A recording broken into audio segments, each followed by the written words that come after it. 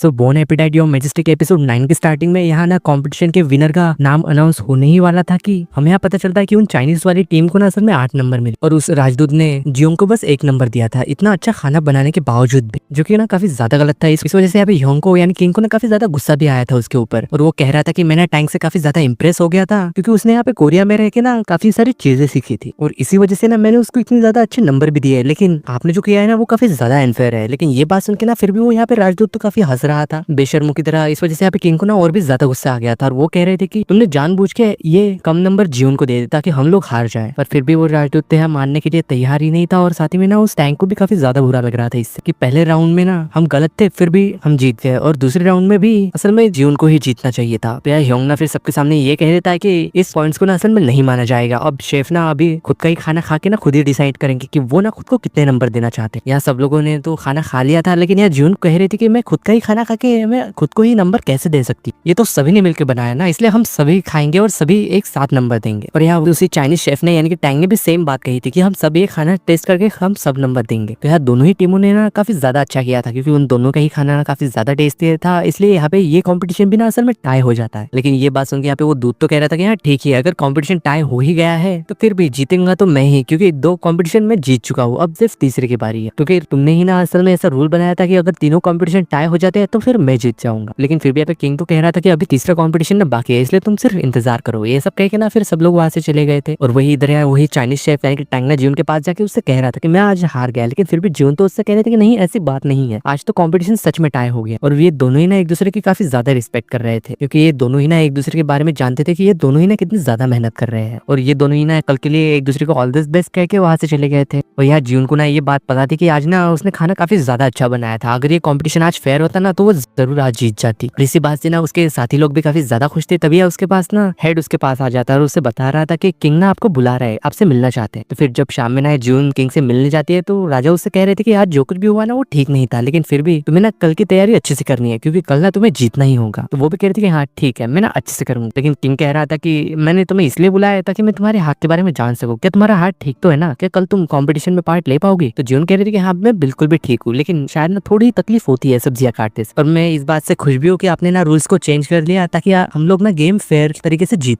क्योंकि हम सब जानते हैं कि वो दूध ना हमें किसी भी हाल में हरवाना चाहता है। उस आदमी को ना असल में किसी की रिस्पेक्ट नहीं है, इसलिए हमें ना जीत के उसे हराना ही होगा। और साथ ही में यहाँ राजा ना उस कुकर के बारे में पूछ रहे थे कि क्या तुम्हें वो कुकर वापस मिल गया, लेकिन जियोन कह रहे थे कि नहीं अभी तक वो मेरे पास नहीं पहुंचा, पर मुझे यकीन है कि चुन्ना उस कुकर को लेकर जल्दी ही वापस आ जाएगा, आप टेंशन मत लीजिए। वो यहाँ पे चाय ले रही थी, लेकिन इसी दौरान ना वो चाय उसके गर्म वाली है उसके हाथ पे गिर जाती है। तो यार राजा ना राजू वैद्य को बुला लेते हैं और साथ ही में उसका ट्रीटमेंट भी करते हैं फिर। तो इस बात से ना यहाँ पे जियोन को तो काफी ज्यादा अच्छा लग रहा था। और वही दूसरी ओर यहाँ पे राजा की वाइफ ना आज का कंपटीशन का रिजल्ट देख के वो तो काफी ज्यादा नाराज थी, यानी कि काफी ज्यादा गुस्से में थी क्योंकि वो तो जियोन को हरवाना चाहती थी, लेकिन फिर भी आज जियोन हारी नहीं बल्कि गेम टाई हो गया। और वही दूसरी ओर यहाँ पे चीफ ने ना जेसन के पास से सभी चिली पाउडर को वापस ले लिया था। और वही दूसरी ओर यहाँ पे वो दूध ना उसके सारे शेफ को ना काफी ज्यादा डांट रहा था क्योंकि वो ना उनकी बात ही नहीं सुन रहे थे। और वही इधर जियोन और बाकी सब मिलकर ना कल की कॉम्पिटिशन के लिए काफी जोर शोर से तैयारी कर रहे थे। फिर जब हमें यार नेक्स्ट डे दिखाया जाता है यहाँ तीसरा राउंड यानी कि फाइनल राउंड ना असल में शुरू होने वाला था, और यहाँ ना इस कॉम्पिटिशन में इन लोगों को एक जिनसंग सूप बनाना था, यानी कि इन लोगों को उसी जड़ी बूटी से यानी कि उसी जिनसंग पौधे से मिला के ना एक डिश बनानी थी जो कि इससे पहले किसी ने नहीं खाई हो। तो ये सब दोनों ही टीमों मिलके ना असल में अपनी अपनी तैयारी में लग जाते हैं। यार टैंग ने तो अपनी टीम से कह दिया था कि आज ना कुछ भी करके हमें जीतना ही होगा, और वही यार जियोन ना अपने साथियों का हौसला बढ़ा रही थी कि हम भी ना आज जीत के दिखाएं। लेकिन साथ ही में ना वो थोड़ी सी परेशान भी थी कि अगर टाइम पे कुकर नहीं पहुंच पाया तो हम डिश कैसे बनाएंगे, क्योंकि आज की मेन जो डिश होने वाली है ना वो असल में कुकर में नहीं बन सकती। पर शायद ना वो यहाँ पे एक आइडिया लगा देती है, यानी कि उसके पास वो ना दूसरा ऑप्शन बनाती है कि वो ना बर्तन को गर्म करके उस डिश के ऊपर उल्टा ढक दे। तो फिर बाद में ना ये सभी लोग अपने अपने डिश के प्रिपरेशन में यानी कि खाना बनाने में लग जाते हैं और ये ना काफी देर तक चलता। तो हमें इस बात से ये भी पता चलता है कि आज ना असल में जियोन में एक ब्लैक चिकन से जिनसंग सूप बनाने वाली थी। यार टाइम ना काफी तेजी से बीत रहा था, और वही दूसरी ओर हमें यहाँ पे उसी इंसान को दिखाया जाता है जिसने कि वो पहले कुकर बनाया था। वो यहाँ असल में ना खुद के बनाए हुए प्लेन में आ गया था और वो सीधे ही ना असल में महल के अंदर लैंड करता है। शायद ना वो यहाँ पे कुकर लेके आया था, लेकिन सभी सिपाही ना उसे घेर लेते हैं। तभी ना वहाँ किंग का बॉडी गार्ड आ गया था जो कि उसे पहचानता था क्योंकि उसने ना मिलके उसके साथ कुकर बनाया था, तो वो ना उसे अपने साथ अंदर लेके चला गया था। तो उसे देख के ना यहाँ पे सभी लोग तो काफी ज्यादा खुश हो गए थे, लेकिन साथ ही में वो राजदूत पूछ रहा था कि ये आदमी कौन है और ये ऐसे बीच में कैसे आ सकता है अंदर। तो यार राजा बता रहा था कि ये ना असल में हमारा कुकिंग टूल बनाने वाला आदमी है जो कि हमारे लिए काफी ज्यादा खास है। तो साथ ही में ना वो यहाँ पे आदमी ना जियोन से कह रहा है इसे कम आंच पे पकड़ना क्योंकि गिरने की वजह से ना ये थोड़ा कमजोर हो गया है, कहीं ये टूट ना जाए, और हाँ तुम हार नहीं सकती, तुम्हें आज ना जीतना ही होगा। तो फिर यहाँ पे जियोन ना फिर से अपना अपना खाना बनाना शुरू कर देती है उसी कुकर के अंदर, और साथ ही में कुकर की जब सीटी बजती है तो ये सुन के ना यहाँ पे लोग काफी ज्यादा डर गए थे कि इस चीज से ऐसी आवाज क्यों आ रही है। और वही ये चीज देख के ना यहाँ पे चाइनीज टीम तो काफी ज्यादा हैरान थे कि ये कर क्या रहे हैं। तो साथ ही में ना जियोन यहाँ पे थोड़ा उन लोगों को एक्सप्लेन भी करने लग जाती है कि ये चीज ना है कि ये कुकर काम कैसे करता है। फिर उन लोगों की डिश बनने के बाद ना वो यहाँ पे प्लेटिंग भी स्टार्ट कर देती है और बता रही थी कि मैंने ना आज ब्लैक चिकन सूप बनाया है जिनसन की मदद से, और साथ ही में उसने कैसे कैसे ये चीज बनाई है वो उसके बारे में बता रही थी। यहाँ वो राजदूत तो उसकी डिश को देख के तो कहता है कि ये कितना ज्यादा गंदा दिखाई दे रहा है, इसे तो कौन ही खाता होगा। लेकिन वही यार राजा तो कह रहे थे कि भाई ये ज्यादा अच्छा है, जरूरी टेस्ट में भी ना काफी ज्यादा अच्छा होगा। जियोन बता रही थी कि ये ना असल में यूरोपियन कंट्री का एक ब्रेकफास्ट है जो कि वो लोग रोज खाते हैं। तो ये सुन के यहाँ पे वो राजदूत तो ऐसा दिखाने लग जाता है कि कहीं ये लोग मुझे बेवकूफ ना समझ ले, इसलिए वो भी कह रहा था कि हाँ मैं इसके बारे में जानता हूँ। तो ये जैसे ही उस डिश को टेस्ट करते हैं ना तो वो काफी ज्यादा नेक्स्ट लेवल फूड था, यानी कि उन लोग काफी ज्यादा पसंद आ गया था। तो बाद में जब यहाँ चाइनीज टीम की बारी आती है तो इन लोगों ने ना असल में एक बुला जोंग डिश बनाई थी और उन लोगों को ना ये भी डिश काफी ज्यादा पसंद आ गई। उन्होंने भी ना काफी ज्यादा अच्छी तरीके से बनाई थी, यानी कि यहाँ जियोन की फूड भी और यहाँ उन चाइनीज वालों का फूड भी का दोनों का ही फूड भी ज्यादा टेस्टी था आज। फिर बाद में यहाँ पे किंग कहता है कि चलो अब ना शेफ ना एक दूसरे का फूड खाएंगे और वो लोग डिसाइड करेंगे, साथ ही में नंबर भी देंगे कि आज का विनर कौन होगा। और इस बात से ना यहाँ पे वो राजदूत भी मान गया था। तो जब ना ये दोनों ही टीम एक दूसरे का फूड टेस्ट करते हैं तो ये दोनों भी ना काफी ज्यादा हैरान थे कि वाह ये डिश ना कितनी ज्यादा अच्छी तरीके से बनी है। लेकिन उस चाइनीज टीम का ना असल में एक थर्ड मेंबर बिल्कुल भी नहीं खा रहा था। तो ये बात देख के ना जिनको काफी ज्यादा अजीब लगती है। उसका कलीग उसे बता रहा था कि इसे ना मैंने शुरू से ही नोटिस किया, ये ना काफी ज्यादा अजीब बर्ताव कर रहा था। मैंने देखा है कि इसने ना हमारी बनाई हुई आज तक एक भी डिश नहीं खाई है। और वही ये देख के यहाँ पे किंग भी सेम बात पूछता है कि वो शेफ तुम्हारा वाला हमारा खाना खा क्यों नहीं रहा। तो राजदूत कह रहा था कि वो ना असल में सूंघ के ही बता देता है कि खाना कैसा बना है, इसलिए उसे टेस्ट करने की जरूरत नहीं। तो ये सुन के यहाँ पे किंग तो गुस्सा हो गया था और कह रहा था कि भला वो सूंघ के टेस्ट कैसा बता सकता है कि टेस्ट कैसा है, तो अगर वो खाएगा ही नहीं तो नंबर कैसे देगा, इससे तो हम हार भी सकते हैं। तो हमें यहाँ पे फिर ना उसी शेफ का पास का सीन दिखाया जाता है कि वो ना पहले अलग अलग चीजों को मिला के उनका स्मेल लेता था और साथ ही में ना उसके टेस्ट भी करता था, यानी कि वो ऐसा कोशिश करता था कि उस डिश की ना टेस्ट बदल पाए वो। तो ऐसे ही करके एक दिन ना उसकी दादी ने सारी चीजें मिला के उसी बर्तन में पलट दी और उससे ना टेस्ट भी करवाया था। तो उसे ना वो डिश काफी ज्यादा पसंद आई थी। तो जून ने भी ना असल में सेम वैसे ही डिश बनाई थी क्योंकि उसे ना ये देख के ऐसा ही लग रहा था, इसलिए ना वो थोड़ा सा यहाँ पे इमोशनल हो गया। और साथ ही में ना जब वो डिश ट्राई करता है यानी कि टेस्ट करता है तो वो ना काफी ज्यादा हैरान था क्योंकि ये डिश सेम वैसे ही थी जैसे कि उसकी दादी ने उसके लिए बनाई थी। और साथ ही में रोने भी लग गया था, कह रहा था कि मैंने सालों बाद ये डिश खाई है और कह रहा था कि मैं हार मानता हूँ, तुम्हारी डिश ना सच में काफी ज्यादा अच्छी। तो ये सुन के यहाँ पे उस राजदूत को तो काफी ज्यादा गुस्सा आ गया था और कह रहा था कि अरे तुम ऐसे कैसे हार मान सकते हो। तो फिर जब यहाँ पे उनके रिजल्ट सामने आते हैं तो जून ने असल में उस चाइनीज टीम को 27 नंबर दिए थे यानी कि 27, और यहाँ उस चाइनीज टीम ने असल में जून की टीम को 28 नंबर दिए थे यानी कि 28, यानी कि इसके जरिए यहाँ पे जून की टीम असल में जीत चुकी थी। इस बात से यहाँ पे जून काफी ज्यादा खुश थी, कह रहे थे कि इतने बड़े शेफ के साथ कंपटीशन करके मैं फिर भी जीत गई, और ये सभी लोग काफी ज्यादा खुश थे। और साथ ही में वो राजदूत यहाँ पे हारने के बाद उनसे कह रहा था कि हाँ ठीक है मैं अपनी हार मानता हूँ लेकिन मुझे ना अब गिफ्ट चाहिए, और कह रहा था कि जो मैं मांगूंगा ना तुम्हें मुझे देना ही होगा, तुम मना नहीं कर सकते। तो राजा भी कह रहा था कि यार ठीक है। तो वो बदतमीज यहाँ पे सीधे जून की तरफ उंगली कर देता है, कह रहा था कि मुझे वो चाहिए। तो ये देख के ना यहाँ पे सभी लोग काफी ज्यादा हैरान हो गए थे और साथ ही में यहाँ पे किंग भी काफी ज्यादा गुस्से में आ गया था, इतना कि वो ना उसका मुंह ही तोड़ देता। और वो ऐसा ही करता है, वो ना यहाँ पे उसके पकड़ के सीधे उसके मुंह पे एक पंच मारता है। ये देख के ना यहाँ पे सभी लोग हैरान हो गए थे, यहाँ तक कि वो राजदूत के नाक से ना खून भी आने लग गया था। और वही दोनों तरफ के ना असल में सोल्जर भी आ गए थे एक दूसरे को प्रोटेक्ट करने के लिए। या वो राजदूत तो फिर भी उसे धमकी दे रहा था, कह रहा था कि उस लड़की को पकड़ के ना साथ में लेके चल। लेकिन फिर भी यहाँ पे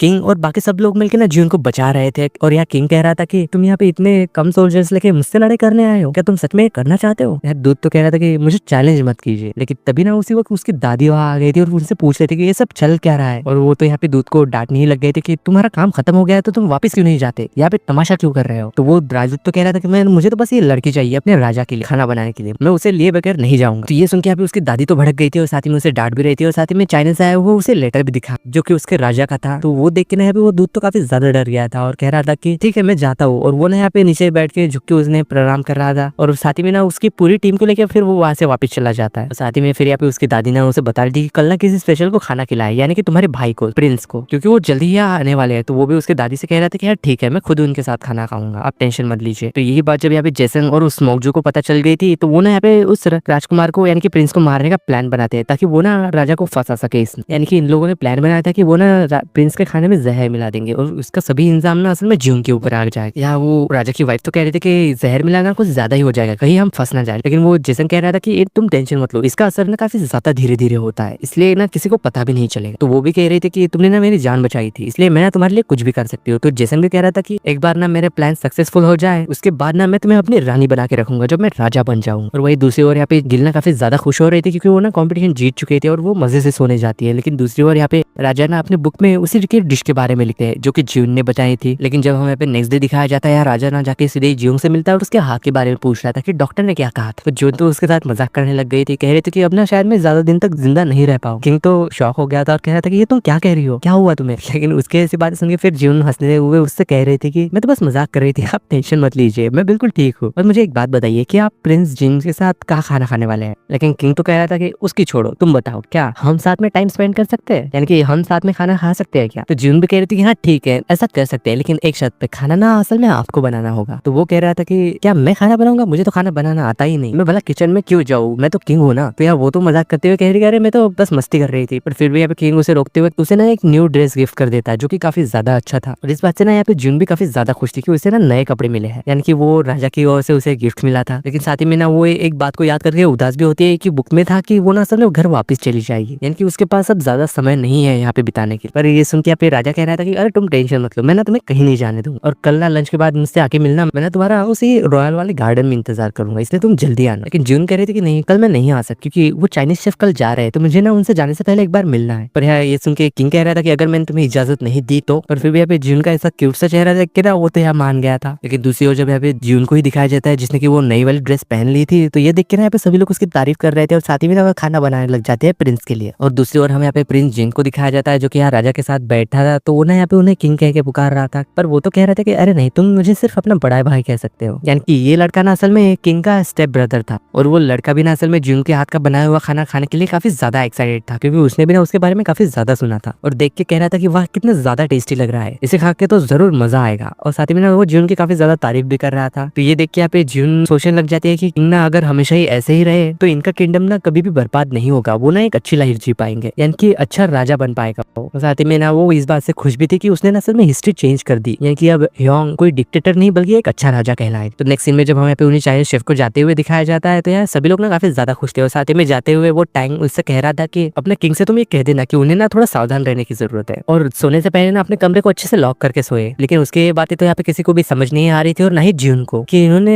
ऐसा क्यों बोला। यहाँ पे सभी लोग ना इस बात से काफी ज्यादा कंफ्यूज भी थे। फिर जब शाम को दिखाया जाता है वो लोग जब कहीं जा रहे थे तभी यहाँ ना सेकंड क्वीन आ जाती है जो कि उसी प्रिंस की मदर थी और वो सीधे आके ना यहाँ पे ज्यून को थप्पड़ मार देती है। कह रहे थे कि तुमने मेरे बेटे के खाने में क्या मिलाया, उसकी तबियत ना काफी ज्यादा खराब हो गई, अगर उसे कुछ हो गया ना तो मैं तुम्हें छोड़ूंगी नहीं। तो ये सुन के ना यहाँ पे वो तो काफी ज्यादा शौक थी ज्यून। और साथ में इधर मोकजू ना काफी ज्यादा खुश थी इसी बात से कि उनका प्लान ना असल में काफी ज्यादा सक्सेसफुल हो गया, यानी कि अगर प्रिंस मर गया तो ज्यून भी मारी जाएगी और इसके बाद ना हम राजा को भी गद्दी से हटा सकते हैं। और यहाँ पे मोकजू ने ना असल में प्रिंस की जो फीमेल डॉक्टर थी ना उसे भी बंदी बना लिया था। और वही इधर यहाँ उसी प्रिंस की मदर ने ना असल में ज्यून को तो जेल में भी डलवा दिया था और उसे कह रहे थे कि इस लड़की को ना तब तक टॉर्चर करो जब तक ये खुद का गुनाह कबूल नहीं कर लेती। और यहाँ पे उसे ना काफी ज्यादा परेशान भी किया जाता है। लेकिन फिर भी यहाँ पे ज्यून तो यही बात कह रही थी कि मैंने कुछ नहीं किया। और वही दूसरी तरफ यहाँ पे किंग तो बेचारा उसका ना उसी गार्डन में इंतजार कर रहा था कि वो कब आएगी। तो इसी सीन के साथ बॉर्न एपेटाइट योर मैजेस्टी के एपिसोड 9 की एंडिंग होती है।